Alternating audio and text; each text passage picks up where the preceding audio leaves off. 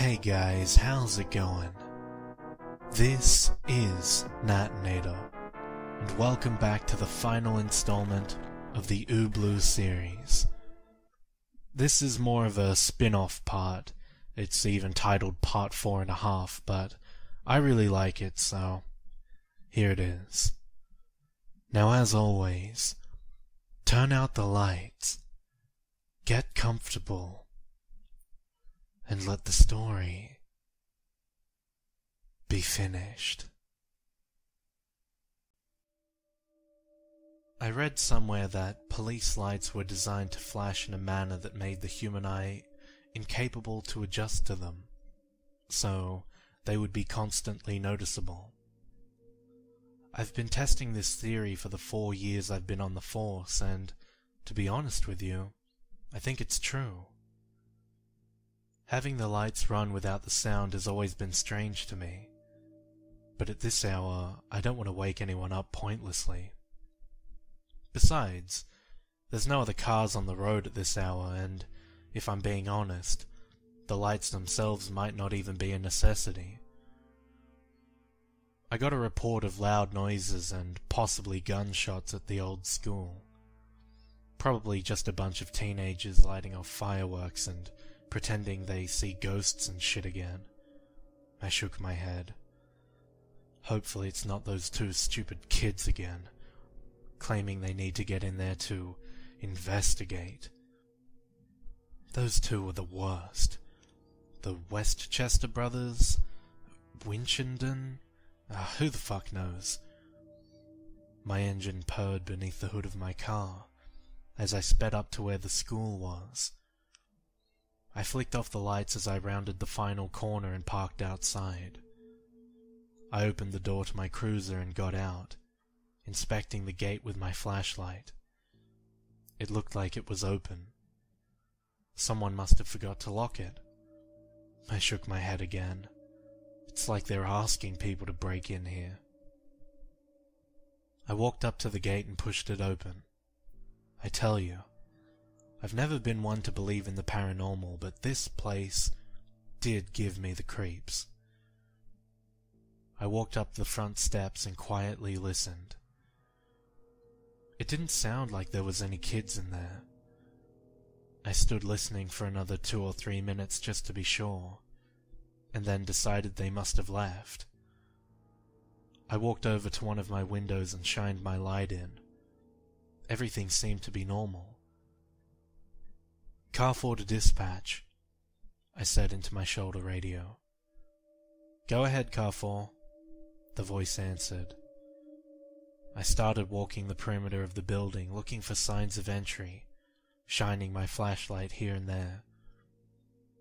Looks like whoever was at the school is gone now. I can't hear anything going on inside. "Roger that, Car 4. I'm gonna do a quick sweep to see if there's anything here. I'll let you know. Over." I walked around the perimeter of the building, which took quite a while since the place is pretty damn big. This wasn't the first time I've had to do it either.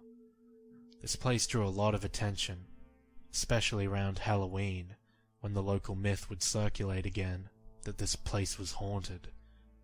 Kids. Mine's never gonna turn out like that, I fucking tell you. I'd started walking around the school clockwise from the front door.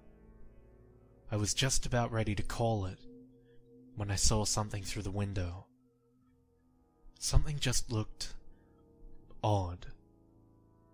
Like I said, I'd done this many times before, so I knew it was out of place.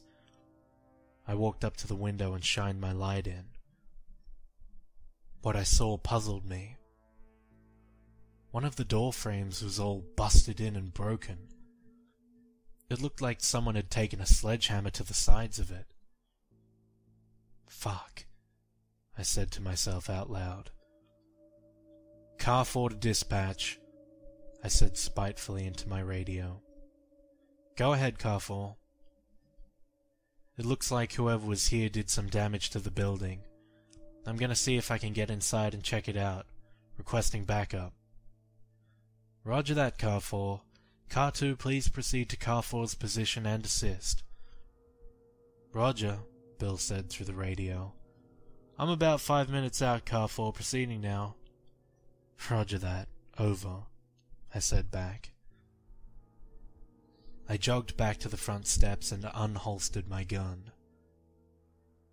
I'm not sure if it was the instincts I gained from 2 tours in Iraq, or just the strange way that door frame was busted, but something just wasn't right here. I slowly made my way up to the front door and tried the knob. Much, but not really, to my surprise, it turned. The door swung open gently and silently. I raised my flashlight under my pistol and scanned the foyer. Nothing really amiss here. I started walking down the hall to the right, toward the back corner of the building where the door frame was busted in. I got halfway down the hall when I realized it was impossible to walk without creaking on the floorboards. I got anxious and sped my pace up a little. The door frame was busted in pretty bad. It looked like whoever did it was in the room and busting it in toward the hallway. I moved into the room and didn't have to look long before I saw the hole in the floor. It looked like 4 or 5 boards had been ripped right up, and not gracefully at that. Slowly I walked over to the hole and shined my light through it. There was something down there. I just couldn't make out what. I squatted down on my heels and stared for a few seconds before I realized it. They were bones. I shined my light around a little more. There were fucking tons of them.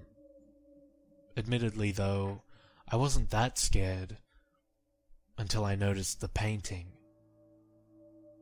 The bones sat in somewhat of a pile, but all around that were these weird drawings.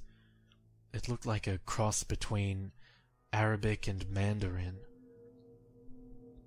I got the chills, and then pressed the button to talk into my radio. Car 4 to Car 2.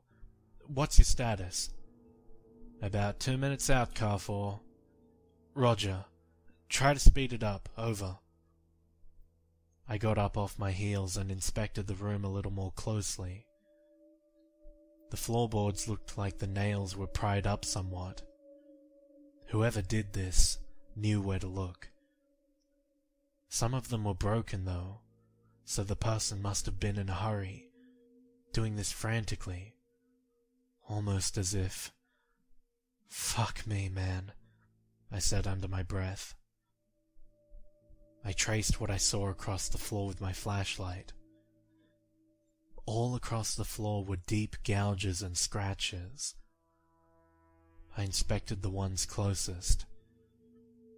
It looked like whatever it was on 2 feet, but only left 2 scratches with each stride. Chills ran down my spine. This definitely doesn't feel right. Something is not right here. I got up and followed the scratch marks out the door and down the hall. They took a right turn where it looked like something had smashed into the corner. They led down the hall and into a room on my left. I slowed my approach as I noticed that this door frame had been busted in as well. But this time, it was busted from the hallway into the room. As I stood there, inspecting the frame, I heard something. A faint drip, like a leaky faucet dripping onto a wet plate. There might be someone in here after all. I swallowed hard and turned the corner, shining my flashlight wherever I pointed my gun. Then I saw it. There, slumped against the wall, was what was left of a human being. I shined my light onto his hands and saw the revolver. Suicide. Slowly, I approached the body. It looked like whoever it was had a huge bag with him, with what looked like tools inside it. I guess I know now who dug up the floorboards. I heard the door of Bill's cruiser slam shut outside. It was strange. I'd found suicide victims before, seen a lot of dead bodies, but I just felt some sort of connection to this one. Something I just couldn't put my finger on. I heard Bill's heavy footsteps as he bounded into the foyer. "Jeff?" I heard him call out nervously. "Back here, Bill," I yelled back. I heard his heavy waddling footsteps make their way back to where I was, and heard him panting before he was even in the room. Poor Bill. Guy couldn't run a bar tab without getting winded. "Oh, fuck, Jeff," he said when he saw the body. "Yeah, fuck is right, Bill, old buddy," I said, looking the body over. Guy ripped up the floorboards in the other room for whatever reason, and then came in here and blew his brains out. Bill stood there in silence for a moment. Some cops just get it quicker than others. In terms of Bill and I, let's just say that I was playing chess and he was playing checkers. "Well, I'll call it into dispatch. They need to get a forensics team in here ASAP." A noise cut Bill off. It was a phone. It was his phone. The dead man's phone. Now, they tell you never to contaminate a crime scene, never to touch anything until forensics has gotten there. I'd never broken any of the rules before on the job. Hell, I never even wore the fucking uniform without making sure it was ironed every morning. But something inside me, something in the back of my mind told me that I had to answer that phone.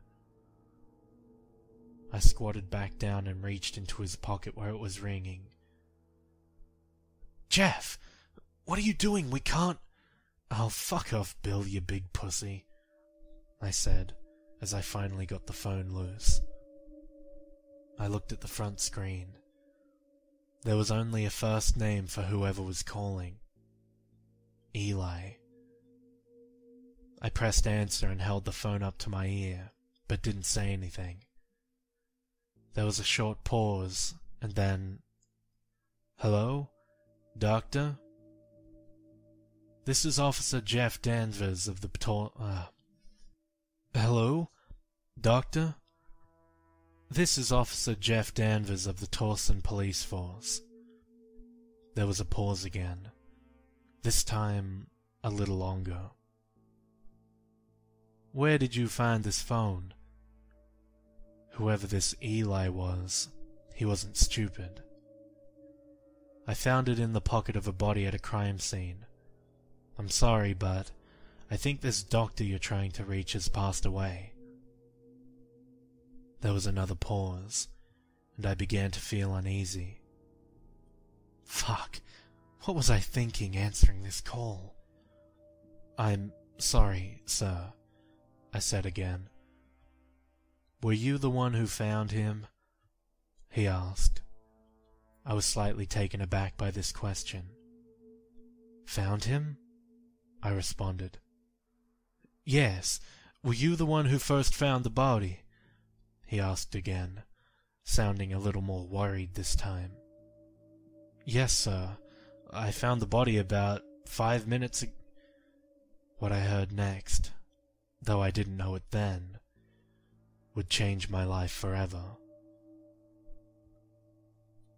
"Sweet Jesus, you poor boy," is all I heard the man say before the line cut out.